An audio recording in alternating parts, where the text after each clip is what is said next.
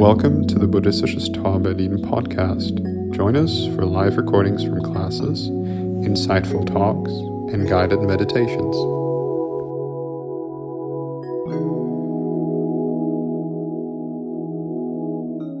Thanks for the invitation. I've been looking forward to this, being at the Saturday class and getting a sense of the energy here and the interest and the keenness in whatever it is you're interested in.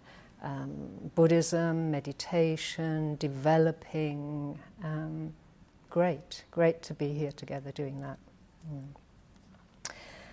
So I came to the Saturday class last week. I thought I'd better go and see what this is like and get a bit of a taste or a feel for it.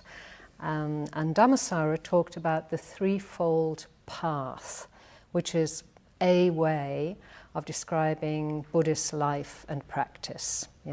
This path of ethical practice, meditation, and wisdom. And you could say that what connects these three aspects is the golden thread of mindfulness. Mindfulness, I would say, helps bring them to life, helps to fill them with life. So that's what I'm going to be talking about today, mindfulness. And I use the word mindfulness synonymously with awareness. Okay, so I'll switch between the two terms. So just kind of to warm us up in this context, it's mindfulness in the Buddhist context. So what does that mean with regard to ethical practice? It means being aware of what we're doing, aware of how I act, treat, and speak to other people and to myself. So bringing awareness to that.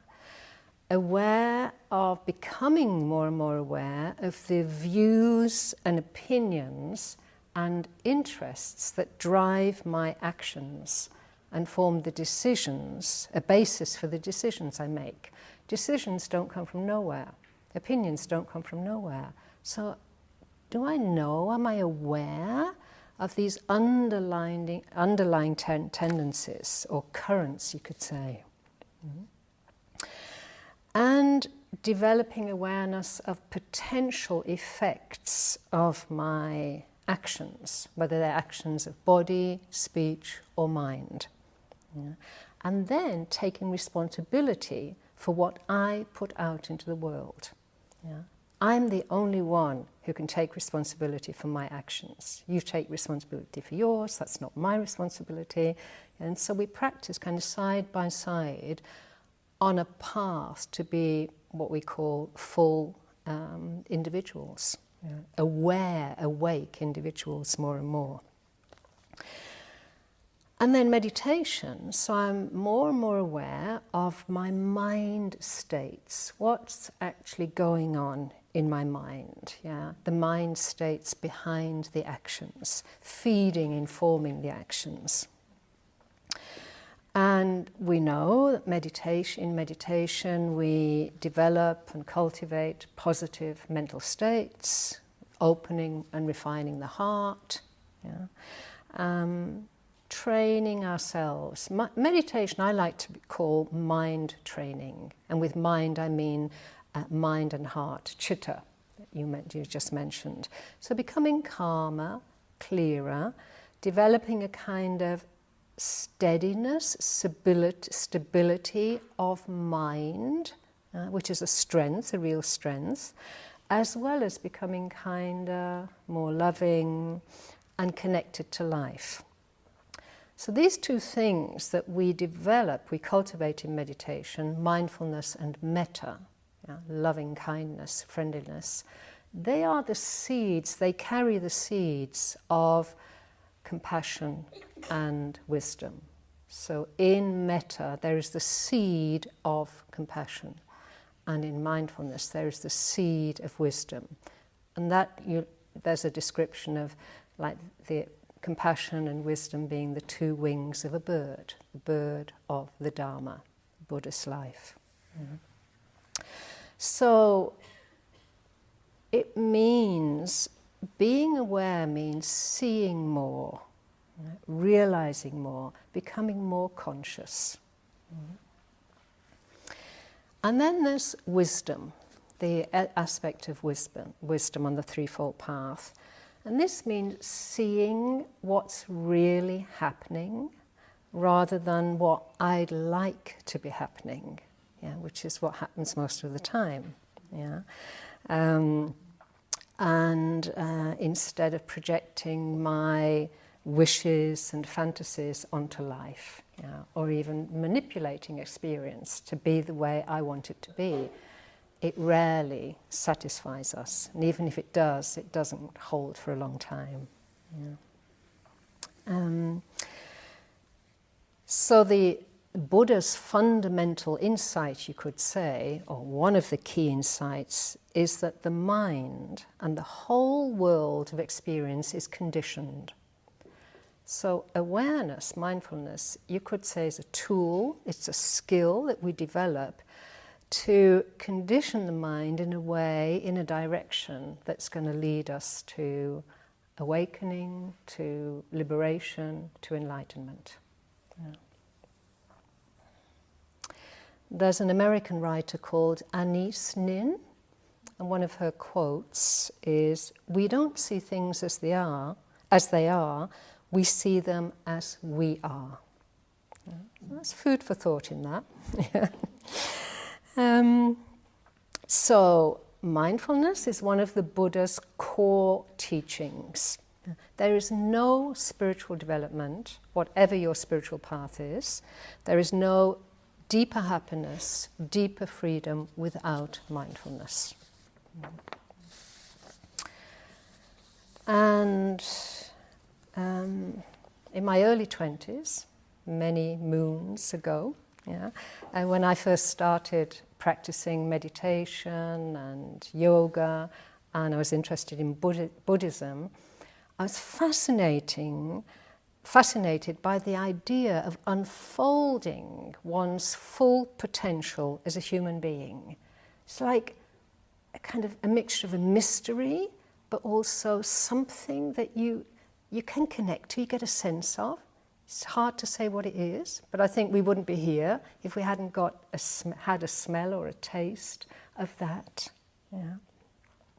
And for me, this meant this living from my full potential, living from the heart, living wisely, living fully.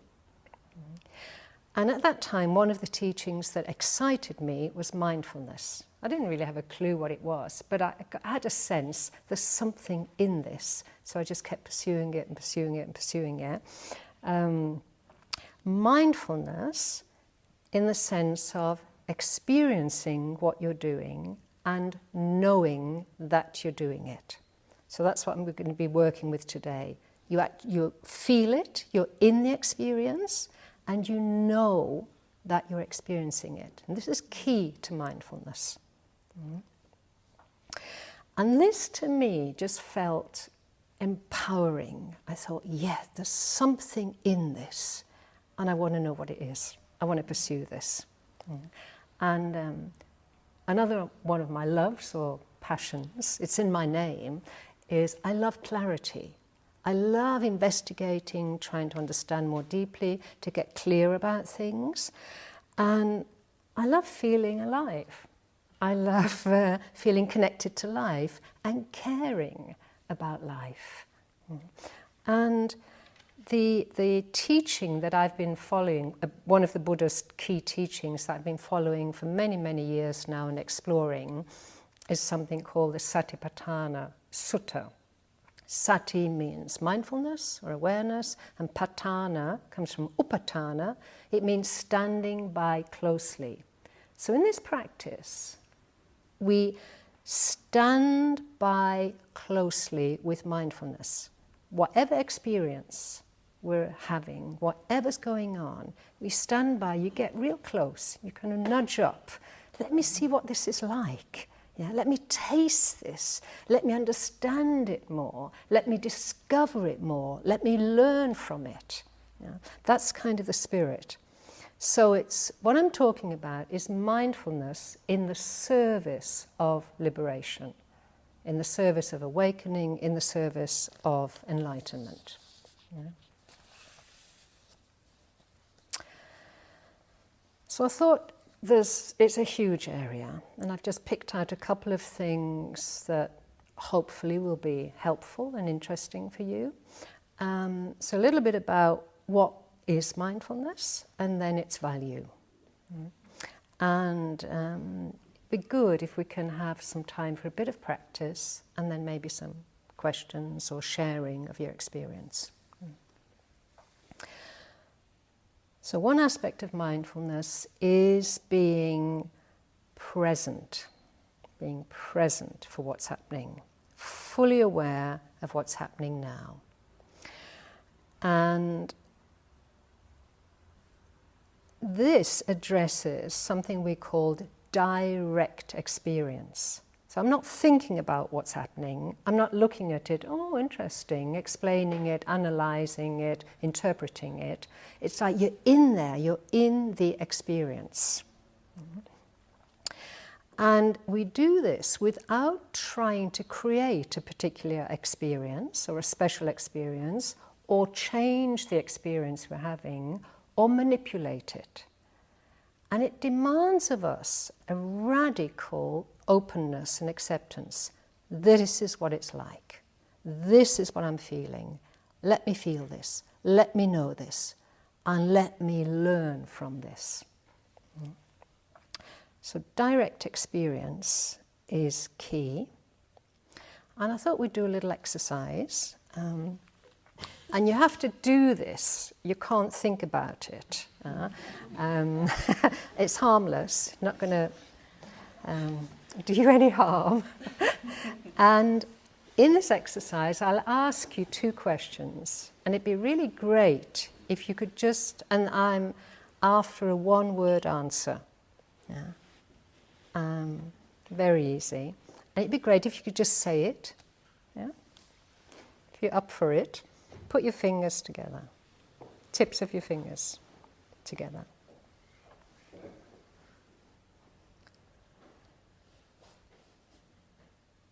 Okay, question number 1.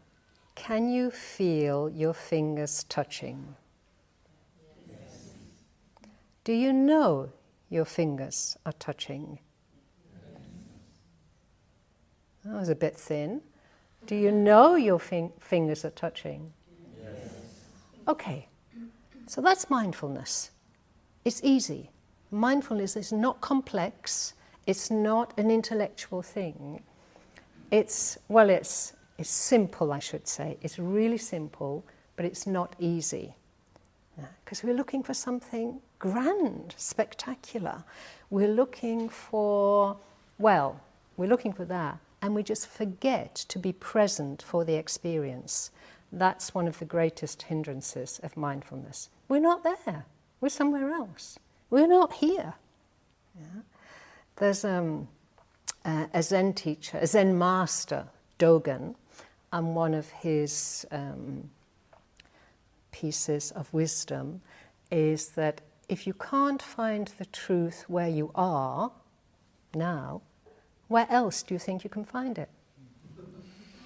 Yeah. That's it.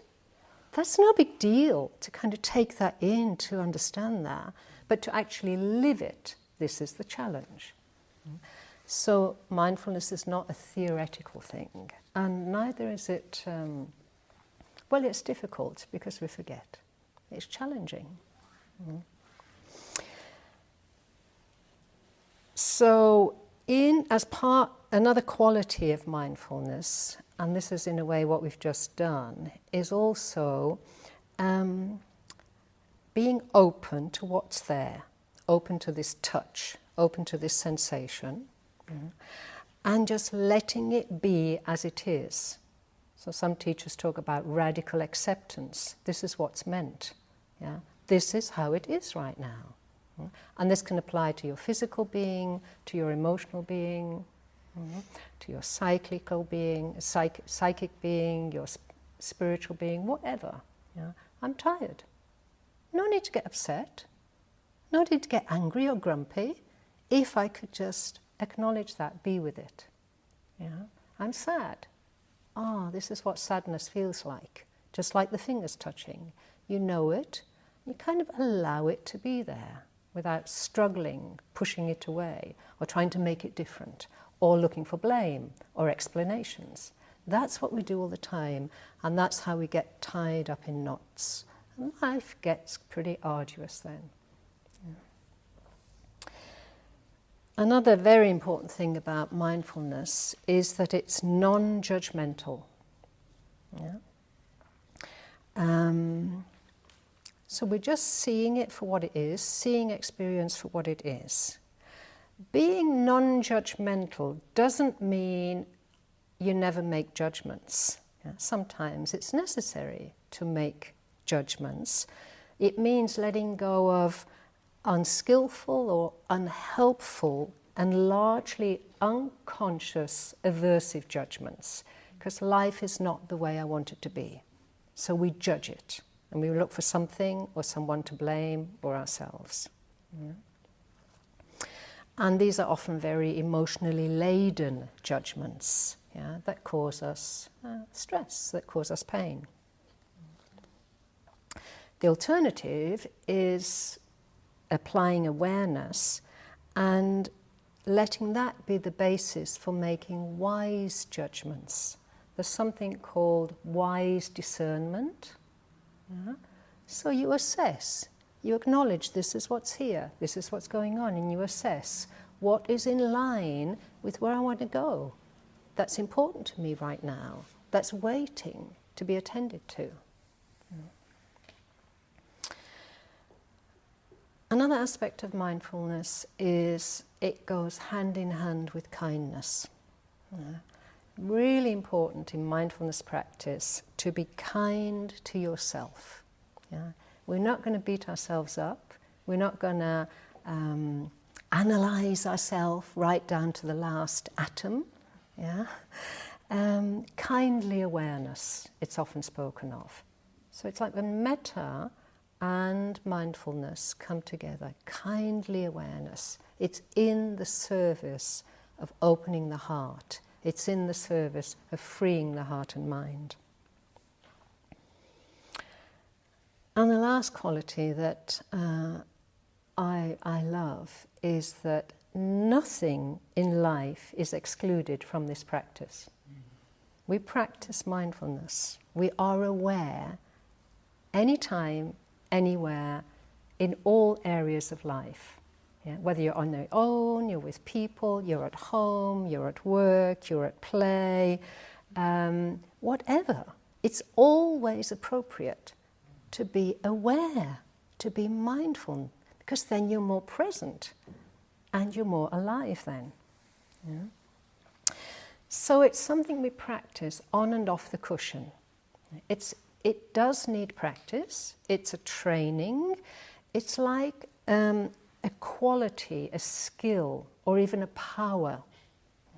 Or you could see it as a friend. It's a way of befriending your mind.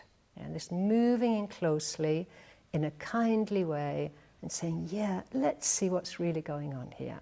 And let's hold that with kindly awareness. Yeah. So we train it, we practice it, we establish it.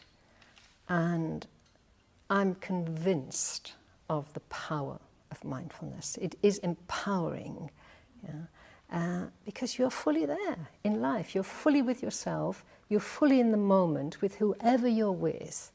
Yeah? And it helps us see clearly what's needed, what's appropriate, yeah? What's helpful. I think some of you may have heard of Maitreya Bandhu, a teacher from London. He calls mindfulness the guardian angel. Yeah, I quite like that. I like angels anyway, I'm into angels. So you kind of have this guardian angel always accompanying you. Yeah? And it's like a reminder. It's a reminder. Rather than this voice that often wants to tell us off or judge us or blame, but no, here's this friendly angel looking out for you. Yeah. So the point here is that mindfulness is not a given. We have to practice it. It's not there. It's not like attention. Attention, we've got a kind of built-in attention as long as we're conscious. And when this attention becomes, you could say, upgraded with this combination of experience and knowing, then we talk about being aware. Yeah? But it needs training.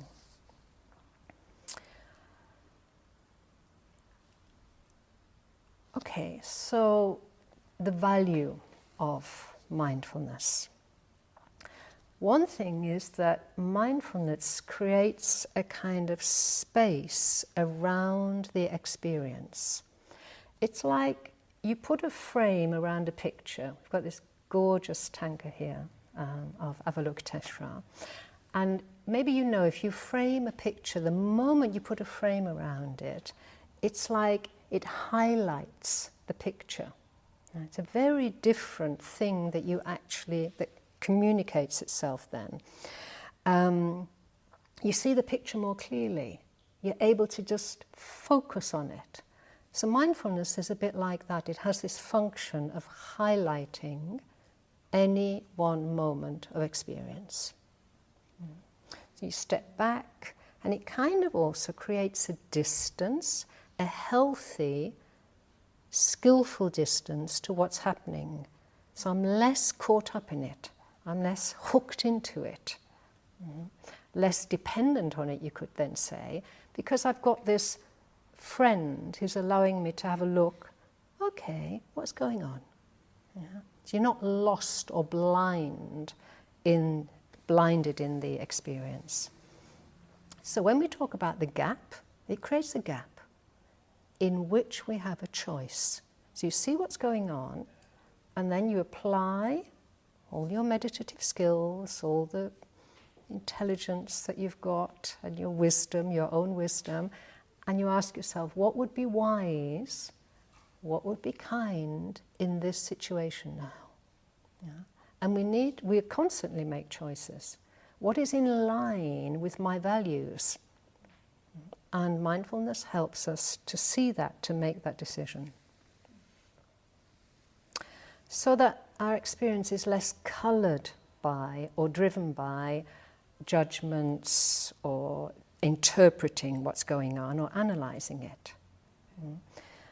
And it's a way of aligning oneself to reality. This is how it is. Yeah? So, do I have the strength, do I have the resilience, the robustness of mind and heart to be with this, assess, make wise decisions to learn and continue from it? Yeah.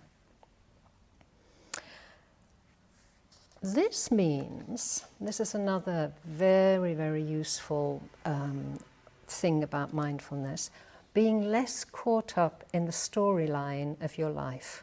The content of the experience. Oh, this is great. Oh, no, this is awful. Oh, let's get rid of it. Yeah. Oh, no, let's have more of it. Yeah. Oh, my God, there's nothing going on. Yeah. So it's like we're victim to a constant push, pull, and we're not really living our lives then. It's as if it's being lived by external stimulus. Yeah. And so we become dependent. And that's not where freedom lies. Yeah. So unhooking and even becoming free, unhooking from the content. So this is the experience, awareness feels it, knows it, and that gives me the information to make a wise choice. I don't get sucked up, I try not to, anyways, it's all practice, try not to get sucked up in the content. And then we go round and round again for the umpteenth time, yeah? And we ruminate, or we blame, or we try to find a solution. We end up in knots, getting tired, stressed, headache, unhappy. Yeah? So this is what this unhooking is. Let the content be as it is for the moment. Maybe it needs your attention, but perhaps in a different situation. But just stay with it. Yeah. And what this can liberate us from, what this can do is it frees us, it can free us from having to have pleasant experiences and having to avoid unpleasant experiences to be happy. Yeah, I mean that's huge. That's huge. Can I be with what is, even if it's unpleasant? It's not what I wanted. It's uncomfortable. I don't even like it, but this is what it is. And it's a way of befriending experience, making peace with what is. And that's really empowering. Yeah. Because if we are not aware, let's say we're unaware, what then kicks in are just our habitual tendencies. And we get triggered, and then we react, yeah, and round we go again. Yeah.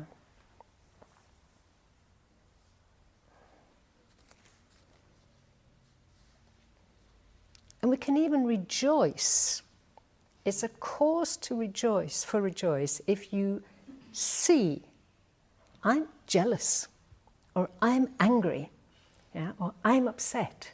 Rather than feeding the content, you say, wow, I've noticed it. That means the door starts to open to take another track. If we don't notice it, we'll just keep on feeding the jealousy or suppressing it or struggling with it, whatever mental state it is. Yeah.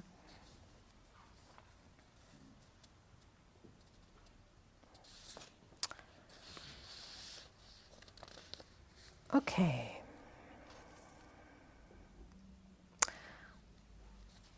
So I've put together a kind of pith practice, can't even say it, pith practice stages now. And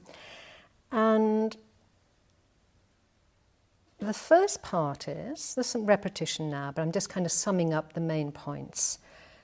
Feeling, experiencing, and knowing what's happening, and acknowledging it. So this we can put together as turning towards. So I turn towards what's there, I'm aware, and I acknowledge it. It's like this. This is what's happening. Yeah. And turning towards ourself with this kindly attention, it means you care. You care about what's happening. Mm-hmm.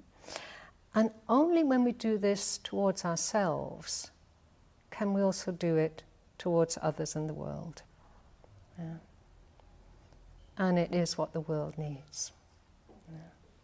So, firstly, turning towards. Then, staying with. Staying with highlights another quality of mindfulness. Mindfulness is not something we do. It's not. I remember teaching this many years ago, and we were practicing mindfulness sort of week in, week out, and somebody said, I'm really fed up. There's another thing to do, mindfully eating. I've got enough to do, you know. And it was like, it became a burden for this person, yeah, because the attitude was at fault. You know? Mindfulness is light. It's like a bird landing. Yeah? It's not a heavy, it's not work. So it's about being rather than doing. And then comes seeing through. Yeah? So we could say the next part is, the third part is seeing through. So mindfulness provides us with ways of looking at life, of looking at experience, or engaging with experience, relating to experience, that brings us in line with reality. And this is what Buddhist practice is all about. It opens my eyes, my mind, my heart to the fact that everything's changing, to the fact of impermanence, to the fact that all phenomena, me included, are empty of any kind of fixed, solid essence. Because this too, this system sitting here that we call Prasadavati, is changing and is impermanent. Yeah. And that cannot give lasting satisfaction. So the satisfaction, the happiness we're looking for, must be found somewhere else. And awareness is a pointer in this direction. Now before we do a little bit of practice, something I need to just mention here, and that is direct experience. So mindfulness is being present for the direct felt experience of what's happening right now. And direct experience is the raw data of sense experience. So being alive, we have 5 physical senses. Yeah? So seeing, hearing, smelling, tasting, touching. That's going on all the time. Mm-hmm. And then there's the mind, cognizing all the things that the mind does. Thinking, all kinds of thinking, emotions belong to that, mental states, that's all going on. And this direct experience means you drop down to the level of what is actually being felt, being seen, being heard, being tasted even, being smelled, being thought. Even before that, it's the fact, hearing, seeing. So we're stripping away the explanations, the interpretations, the judgments, the analysis. It's the raw, bare data of experience. If you can get closer to that, it's magical, I think. Yeah.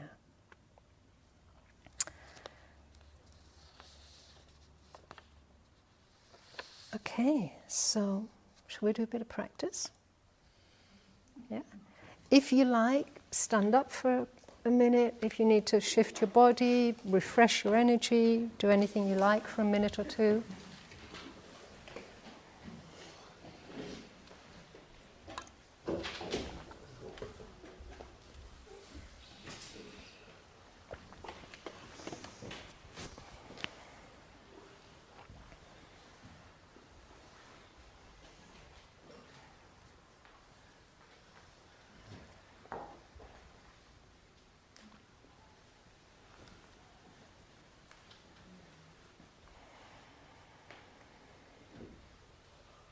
Now, notice if you're present, or has your mind gone off somewhere?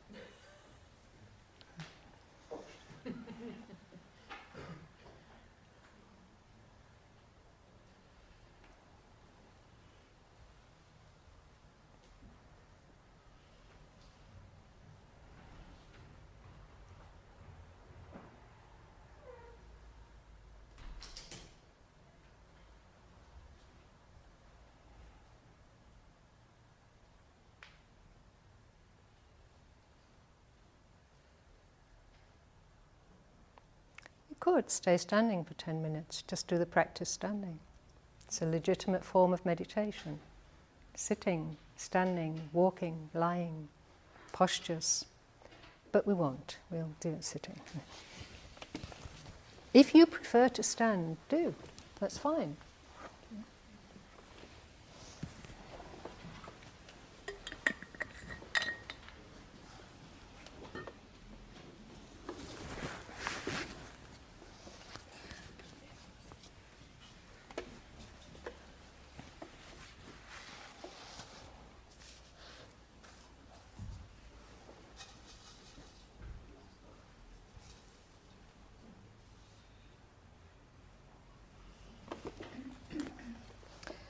So we'll just sit or stand. We'll practice mindfulness for about 10 minutes.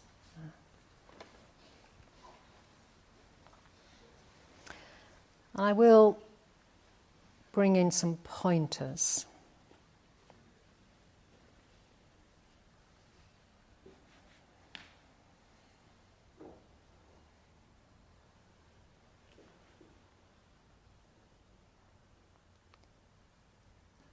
So first of all, just settling into your chosen posture. Relaxing.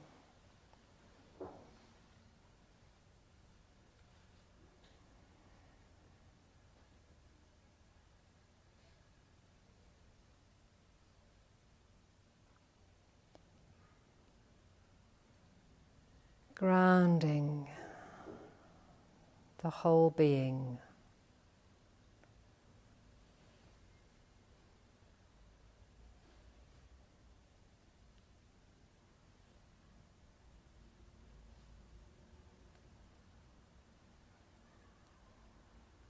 So paying attention to the contact between your body and the floor. It might just be through your feet, it might be parts of your legs, it might be the contact with the seat beneath you, the back, support.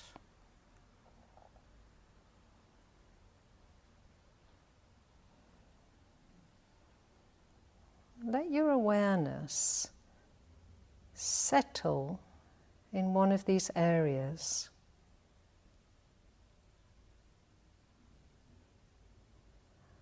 And begin to notice the felt experience of contact.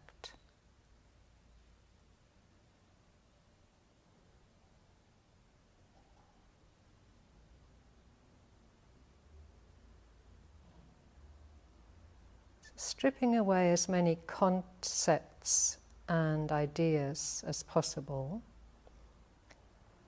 the raw data of touch manifests in experiences like pressure or tingling, throbbing. So sensations in the body part where your awareness has settled, the bodily sensations. Just tuning into those, turning towards them, acknowledging them.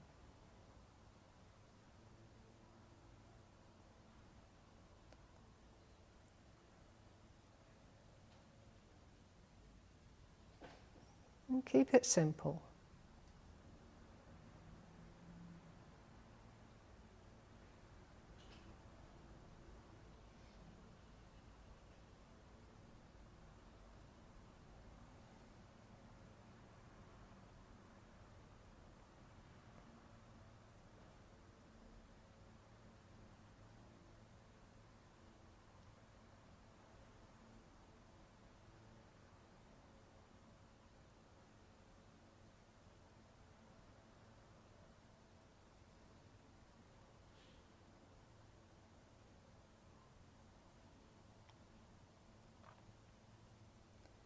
Some of these sensations may be pleasant, some unpleasant.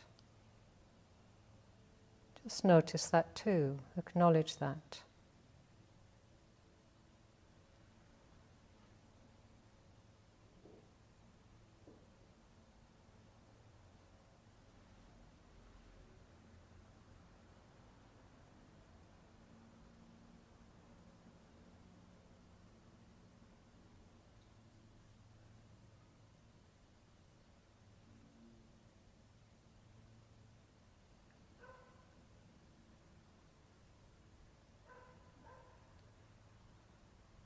What helps us to stay with the felt experience is to get interested, to be curious,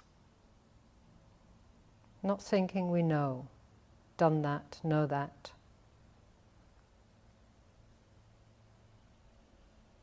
Moving closer.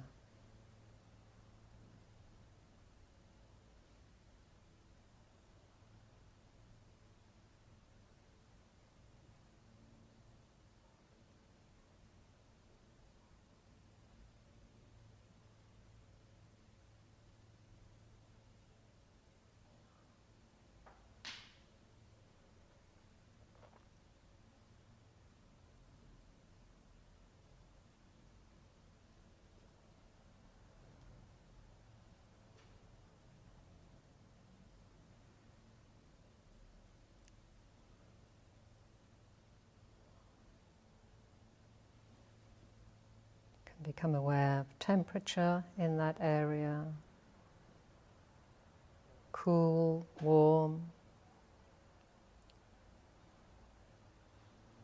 hard, soft, all these kind of characteristics or qualities of an experience.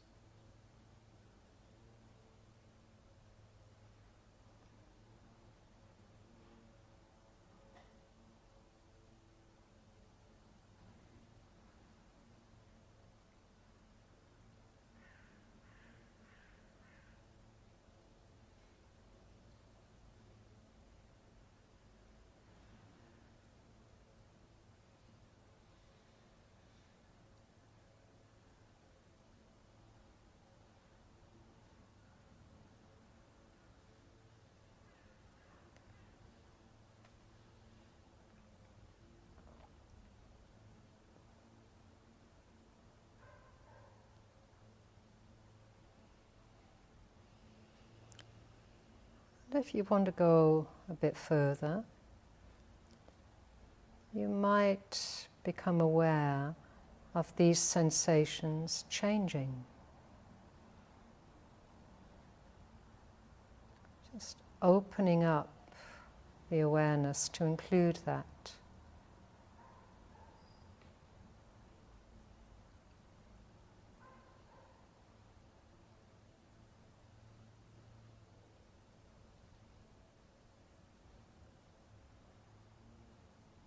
More or less of a particular quality,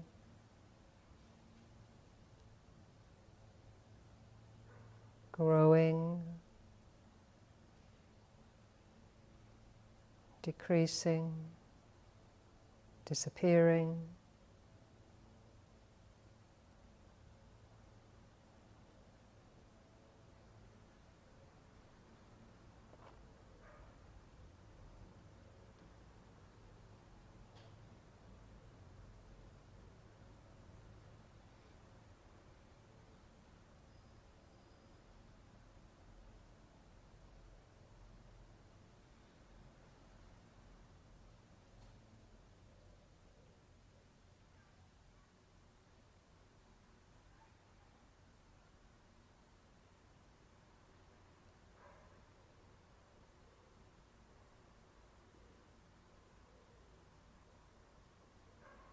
And the mind will wander. It will get lost. We just become aware of that. Smile. Relax. Okay. The mind has taken me for a walk. Come back to the felt sensations of contact.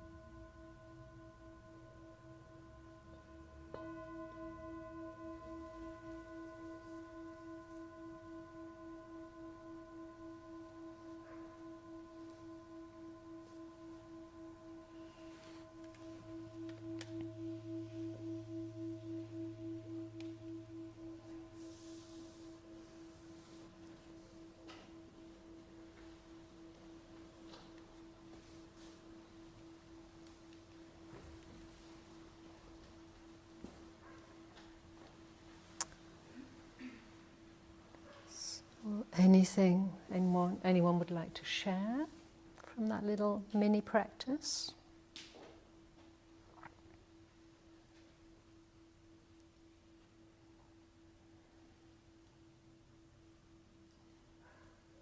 Sorry? I was thinking. It does take a lot of metta to stay with your experience.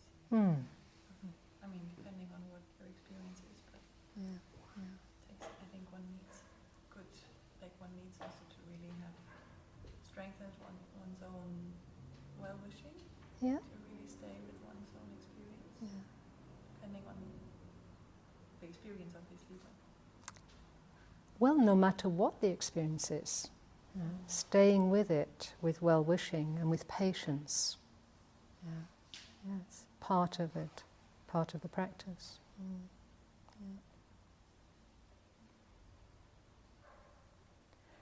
Anything anybody noticed in their direct experience?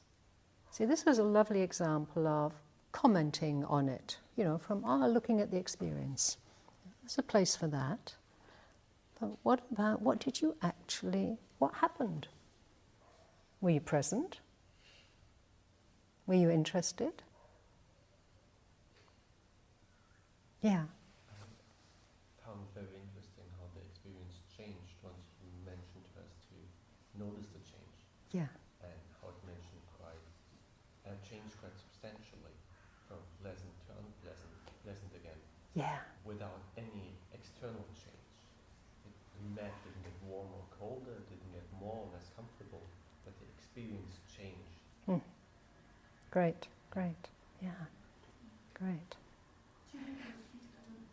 Yeah, what's your name? Paul. Paul talked about the experience of change happening from pleasant to unpleasant and back to pleasant. Yeah. And that was quite substantial. Yeah. I really agree with what Paul said, and also I really like that you said in the beginning, focus also on the change or while we're doing the exercise, because that's really something that we want to be in the moment, but then actually it's changing all the time. Yeah. And something that I was noticing was that the more I was curious about what was happening, the more I was going in depth, and this was actually the pleasurable experience to go in depth, and it was not the outer factors of something outer circumstance, but actually going in depth is what creates the pleasure. So Yeah. Beautiful. Yeah. So the depth, the experience of going deeper was not from the content, but the experience of kind of noticing more. Yeah. Yeah, very nice. And being with change. Because the thing is, intellectually we understand change, but it needs to become embodied. So what we're practicing is embodied awareness. You know it, you feel it in your whole being. And just these tiny steps, these few minutes, that's the way, that's the door. Great. Yes? Yeah. Oh, Roy, was the guy behind you was first, is that all right? Or you settle it between yourselves? Actually, it's more of a question than a comment. Yeah. When you guide us to become aware of our sensations, you talk about pressure, etc., is the awareness directed or undirected? What I mean by that is related to this notion of change. If I pay attention to my feet, then my awareness is encapsulating the pressure of my feet, right? Yeah. In those cases, are you trying to grasp all of it, or have that direct point of focus?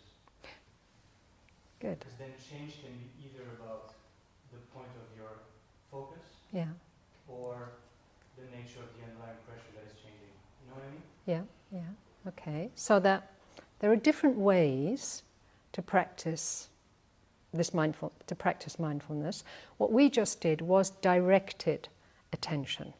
So including letting the mind settle and stay with a particular object, which was, let's say, the sensations in the feet.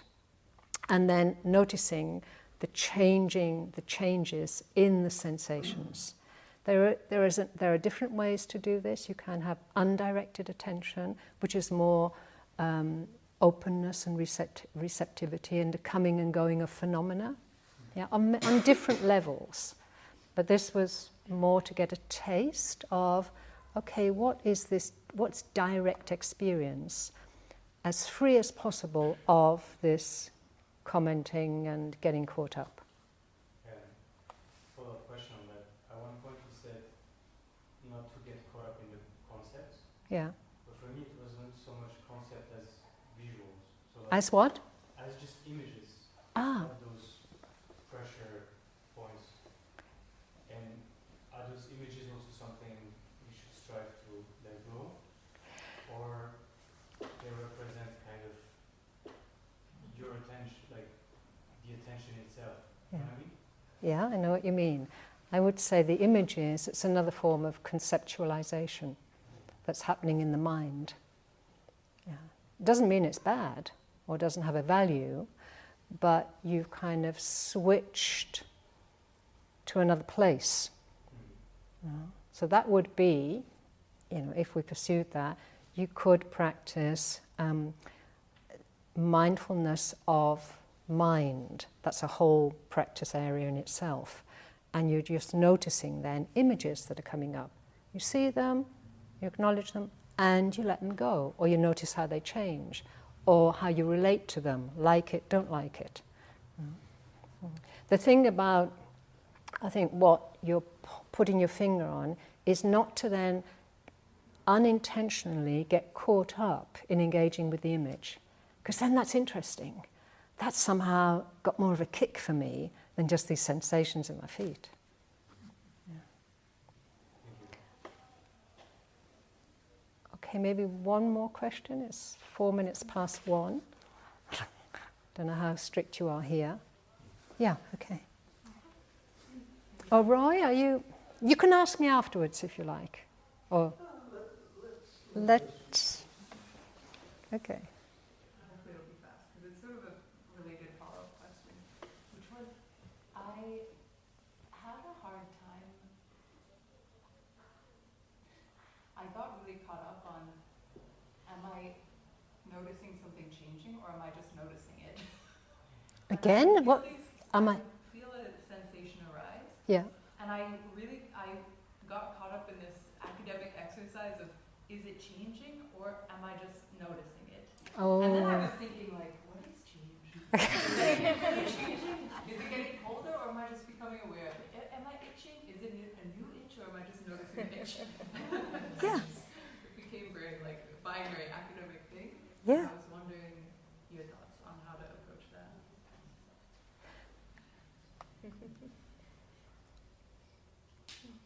I would just hold it in awareness. Notice it, notice it. Thinking, interest going there. The point here is that not to get then hooked into the content of your academic reflections. Because then you're just off. You're not here anymore. The presence has gone then. The presence of mindfulness has gone. And as long as it's like an anchor, analysing change, then you're back. You're back grounded in the present moment. Yeah? And then the next thing comes up, another theory. I see you. I see you. Yeah? Back in the present moment.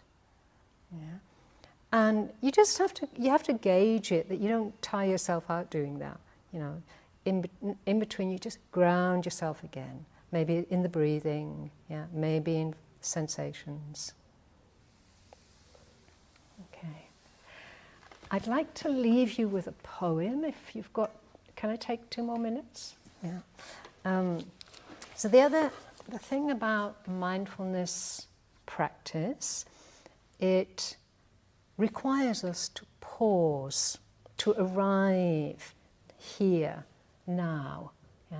And that means kind of slowing down a little bit, rather than, more and more and great and fantastic and energy, and then flop. Yeah? Then you're exhausted. So it's kind of steady presence, that also with pauses. And this poem is by Pablo Neruda, and it's called Keeping Quiet. Now we will count to 12, and we will all keep still for once on the face of the earth. Let's not speak any language. Let's stop for a second and not move our arms so much. It would be an exotic moment without rush, without engines. We would all be together in a sudden strangeness. Fishermen in the cold sea would not harm whales, and the man gathering salt would not look at his hurt hands. Those who prepare green wars, wars with gas, wars with fire, victories with no survivors, would put on clean clothes and walk about with their brothers in the shade, doing nothing. What I want should not be confused with total inactivity. Life is what it's about. If we were not so single-minded about keeping our lives moving and once could do nothing, and for once could do nothing, perhaps a huge silence might interrupt this sadness of never understanding ourselves and of threatening ourselves with death. Now I'll count up to 12, and you keep quiet, and I will go.